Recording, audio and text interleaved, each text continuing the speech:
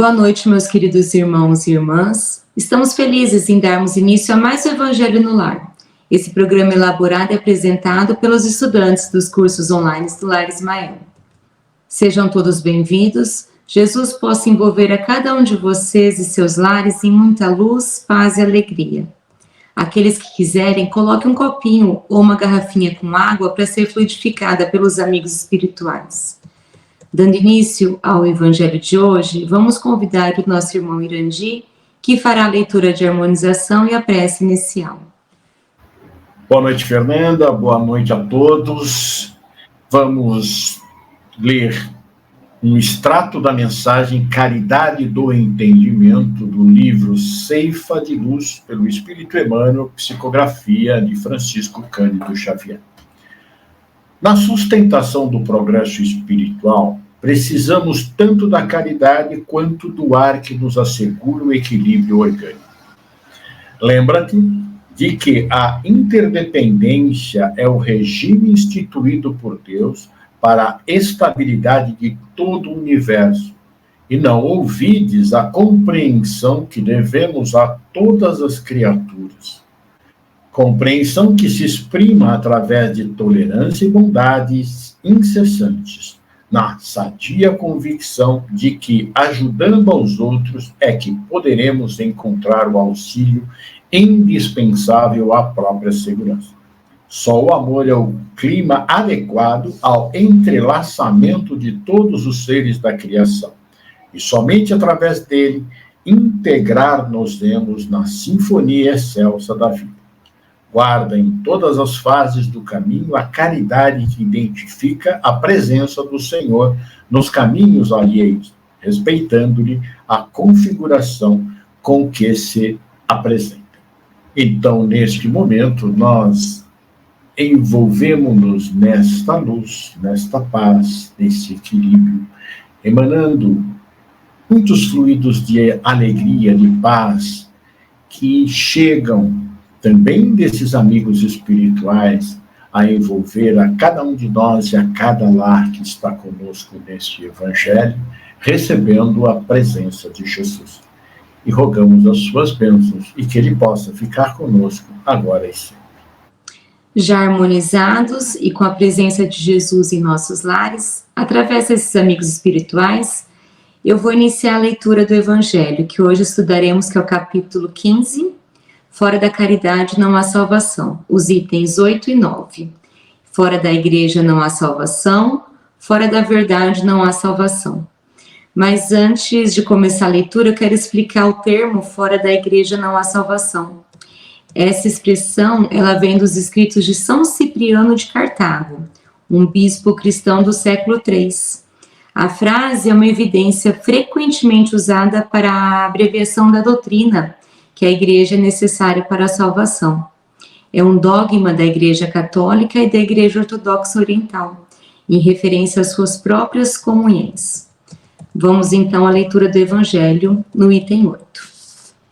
Enquanto a máxima, fora da caridade não há salvação, assenta num princípio universal e abre a todos os filhos de Deus acesso à suprema felicidade, o dogma fora da igreja não há salvação se firma não na fé fundamentada em Deus e na imortalidade da alma, fé comum a todas as religiões, porém numa fé especial, em dogmas particulares, é exclusivo e absoluto.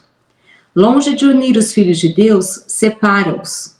Em vez de incitá-los ao amor de seus irmãos, alimenta e sanciona a irritação entre intolerantes dos diferentes cultos que reciprocamente se consideram malditos na eternidade, embora sejam parentes e amigos desses intolerantes, desprezando a grande lei de igualdade perante o túmulo, e ele os afasta uns dos outros, até no campo do repouso. Fernanda, eu gostaria de falar desse trecho do Evangelho que fala sobre dogmas. Dogmas são princípios ou crenças estabelecidas dentro de uma doutrina religiosa, que são consideradas indiscutíveis e obrigatórias para os seus seguidores. Eles são formulados como verdades absolutas e exclusivas, que devem ser aceitas sem questionamento dentro da estrutura da fé a que pertencem. Daí, já vemos que significa nada mais do que uma imposição. O texto compara dois princípios. Máxima da caridade. Fora da caridade não há salvação. Que promove a ideia de que a prática da caridade e do amor ao próximo é essencial para a salvação espiritual. Este princípio é inclusivo e universal, e ele incentiva a união entre todos os seres humanos, independentemente de sua filiação religiosa específica. Dogma da Igreja. Fora da Igreja não há salvação, que contrasta fortemente com a máxima da caridade. Se observarmos, pararmos um pouquinho, o que eu falei anteriormente com isso aqui agora. Este dogma específico declara que apenas os membros de uma certa igreja ou fé específica têm acesso à salvação, excluindo assim todos os outros.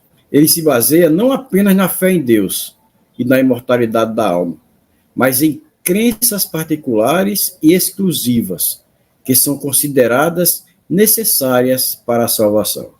Portanto, Fernanda, enquanto a máxima da caridade promove a igualdade perante Deus e a liberdade de consciência, o dogma da exclusividade da salvação pela Igreja provoca divisões e hostilidades entre diferentes grupos religiosos. Ele é visto como contrário aos ensinamentos de Cristo, que enfatizam o amor ao próximo e a inclusão. Daí podemos dizer, diante do que nos foi apresentado no texto, que dogmas são entendidos como princípios religiosos rígidos e exclusivos, que contrastam com princípios mais universais e inclusivos, como a caridade e o amor ao próximo. Eles são vistos como potenciais fontes de divisão e conflitos entre os seguidores de diferentes religiões ou dominações. Boa noite a todos. Barbosa e Fernanda, suas falas foram muito bem esclarecedoras e importantes para o nosso entendimento. Agora eu gostaria de complementar sobre as igrejas. O conceito de igreja pode variar dependendo do contexto, mas, de maneira geral, refere-se a uma comunidade de crentes que se reúnem para adorar, praticar a fé e participar de atividades religiosas. Também pode designar o edifício onde essas reuniões ocorrem. Historicamente, a ideia de igreja começou com o cristianismo primitivo, onde os primeiros seguidores de Jesus se reuniam em casas e em locais públicos para adorar e discutir a fé. A construção de edifícios específicos para o culto cristão começou a se desenvolver a partir do século III. Acredita-se que a primeira igreja construída como um edifício separado para o culto cristão tenha sido a Basílica de São João de Latrão, em Roma, que foi iniciada pelo imperador Constantino no início do século IV. Ela foi uma das primeiras igrejas a ser construídas com permissão oficial do Império Romano, após o Edito de Milão em 303 d.C., que garantiu a liberdade religiosa para os cristãos. A Basílica de São João de Latrão não é apenas a primeira igreja, mas também é considerada a mãe de todas as igrejas, devido ao seu papel histórico e à sua importância na tradição cristã. Podemos entender que as igrejas são construções que servem para reunir todos os adeptos de determinada fé em qualquer religião. Os frequentadores são a alma das igrejas. Portanto, a salvação não é a construção, mas sim os crentes que a frequentam.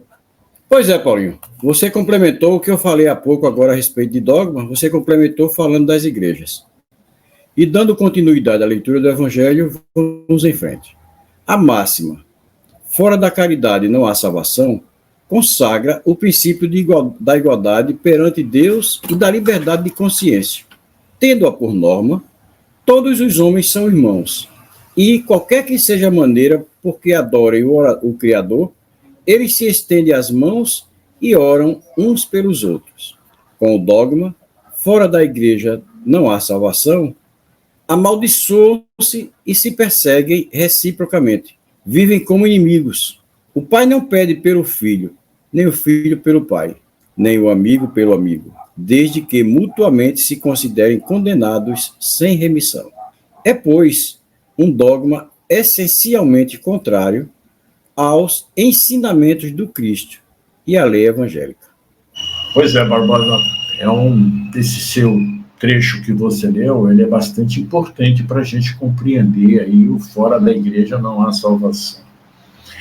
Veja só, eu vou falar a respeito dessa salvação aqui dentro desse texto. Eu, fazendo uma pesquisa, eu encontrei o artigo da Federação Espírita do Rio Grande do Sul com o título Fora da Caridade Não Há Salvação, por Sérgio Lopes. Eu achei muito pertinente para mim.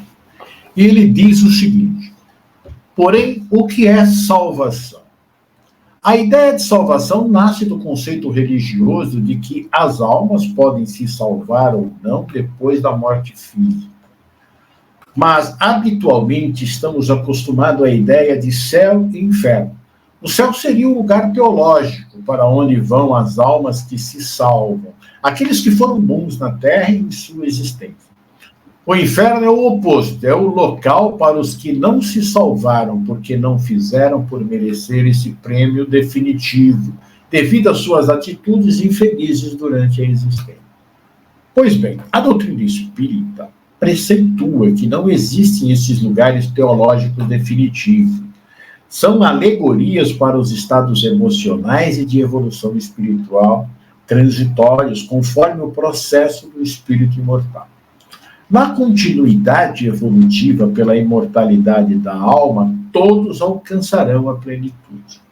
Assim, entendemos que a salvação a que o Espiritismo se refere não é a um episódio único e definitivo que nos espera após a morte, e sim é uma condição moral que se estabelece desde a existência e que prosseguirá além desta.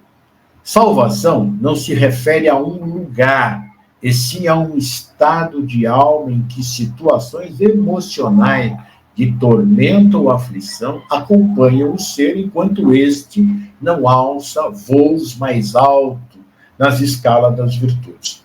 Tem um exemplo. Alguém que vive amargurado em seu próprio mundo, não percebendo nada em ninguém além de si próprio, cria para si um ambiente de sofrimento mental, um inferno interior. Por outro lado, se essa mesma pessoa descobre potenciais adormecidos dentro do seu mundo íntimo e sai na direção do seu semelhante na ação da caridade, resultará para si mesmo, a partir dessa iniciativa, um novo estado de ânimo, onde emoções mais satisfatórias surgirão no seu campo emocional. Sai do inferno, do próprio isolamento, para o céu da cooperação. Salva-se a si mesmo. A salvação é, assim, uma ação pessoal e não um julgamento exterior. É o próprio indivíduo que salva a si próprio. Não se dá na esfera de um tribunal, mas no único espaço onde pode ser percebida a lei de Deus, a consciência. Então, salvamo-nos, pois, através dos nossos atos caritativos, de amor ao próximo. Eu achei esse texto da Federação Espírita do Rio Grande do Sul muito apropriado. E dando continuidade à leitura do nosso Evangelho, ele diz no item 9, nós saímos então agora, fora da igreja não há salvação, para um outro dogma, fora da verdade não há salvação. E ele diz que equivaleria ao fora da igreja não há salvação. E seria igualmente exclusivo, porquanto nenhuma seita existe que não pretenda ter o privilégio da verdade. Que homem se pode vangloriar de possuir integral, quando o âmbito dos conhecimentos incessantemente se alarga e todos os dias se retificam as ideias? Irandir, eu quero falar sobre esse trecho, abordando a verdade. Meus amigos, a verdade é o oposto da falsidade, mentira. Pode ser também uma resposta lógica, resultado de todos os exames, fatos e dados. Ela é muito utilizada para confirmar argumentos ou indicar que você concorda com alguma informação. O significado da palavra verdade é aquele que está intimamente ligado a tudo que é sincero, que é a verdade. É a ausência da mentira. Jesus nos deixou uma mensagem. Eu sou o caminho, a verdade e a vida. João, capítulo 14, versículo 6. Jesus quis, com essa mensagem, nos chamar a confiar nele como fonte de amor, paz e verdade. Temos que buscar a nossa unidade com Deus. Tanto que para a mentira inventaram um nome bonito, fake news. Enquanto que para a verdade não existe outra palavra que ela mesma. Para algumas religiões, mentir é pecado. E não conseguir a salvação é não conseguir a salvação da alma. Como, por exemplo, dar golpes, enganar as pessoas de boa fé, como se diz no popular, passar a perna. Essas pessoas que agem dessa maneira terão a lei da ação e reação. Quando desencarnarmos, teremos que prestar conta dos nossos atos. Caminhar com Jesus, esta é a verdade que nos salva. Agora vamos dar continuidade à nossa leitura do Evangelho. A verdade absoluta é patrimônio unicamente de espíritos da categoria mais elevada e a humanidade terrena não poderia pretender possuí-la, porque não lhe é dado saber tudo. Ô, Aina, eu vou falar um pouquinho aqui sobre o patrimônio. Nessa parte que você acabou de ler, diz que a verdade absoluta ela é patrimônio dos espíritos elevados. Os espíritos, eles usam a palavra patrimônio porque é isso mesmo, são os bens. A herança que nós, habitantes da Terra, estamos conquistando pouco a pouco, porque ainda não temos o conhecimento necessário para possuir essa grande escala, porque ainda não entendemos toda essa verdade. Só com o passar do tempo e com o nosso desenvolvimento moral e espiritual que conseguiríamos entendê-la e conquistá-la realmente para a nossa felicidade. E esse tempo que eu falo não é nessa vida, não. Serão várias encarnações necessárias para isso.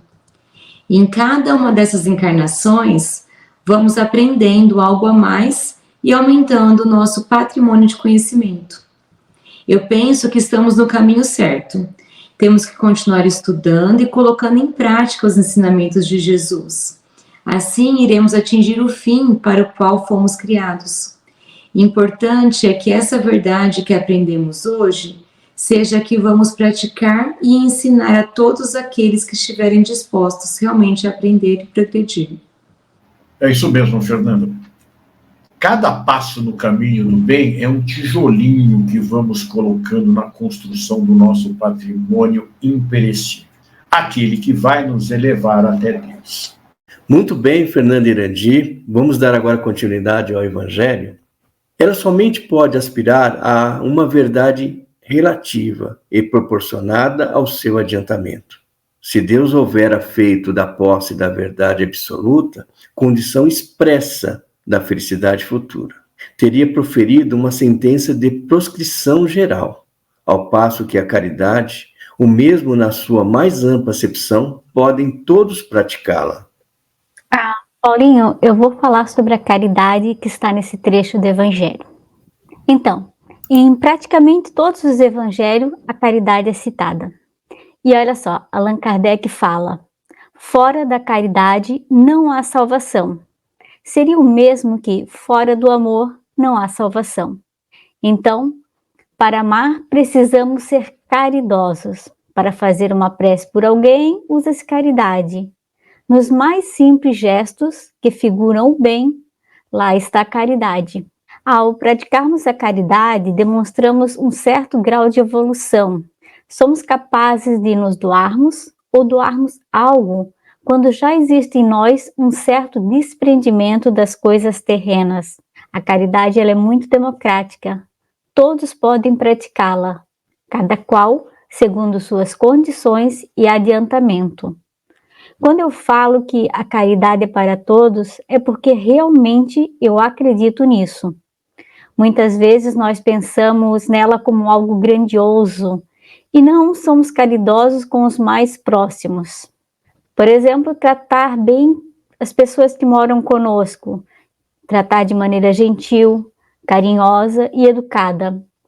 É a mais necessária caridade que a gente pode praticar, com os mais próximos mesmo. E eu queria dizer que nenhuma crença é capaz de ditar uma verdade absoluta, que nossa felicidade futura, ela está atrelada apenas à verdade de Deus, e que somos os únicos responsáveis pela escolha de nossos caminhos para chegar à verdade exemplificada por Jesus, a caridade.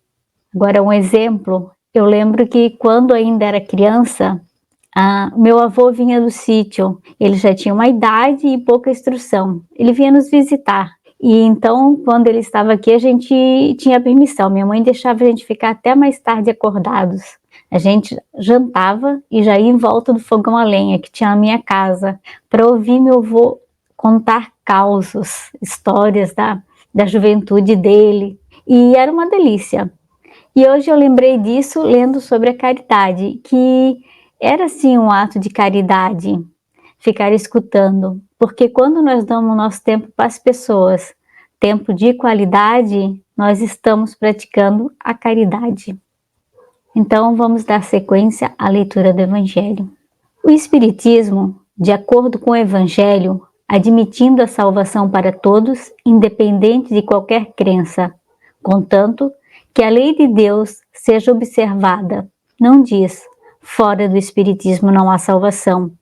E, como não pretende ensinar ainda toda a verdade, também não diz, fora da verdade não há salvação, pois que esta máxima separaria em lugar de unir e perpetuaria os antagonismos.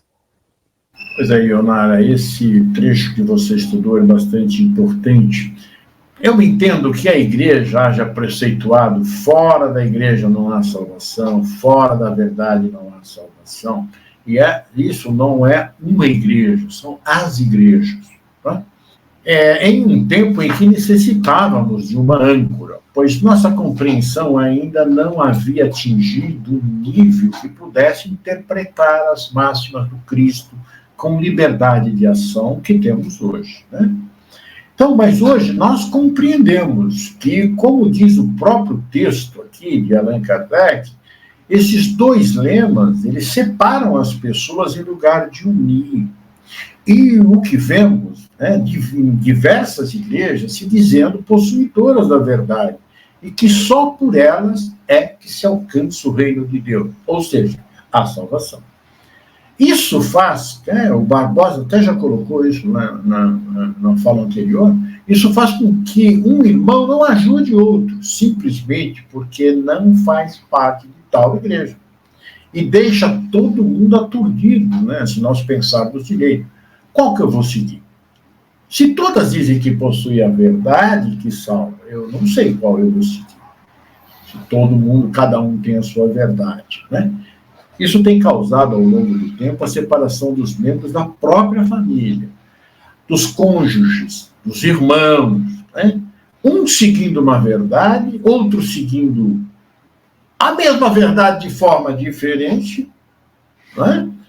Mas que, de qualquer forma, elas se chocam, né? Dentro do mesmo teto.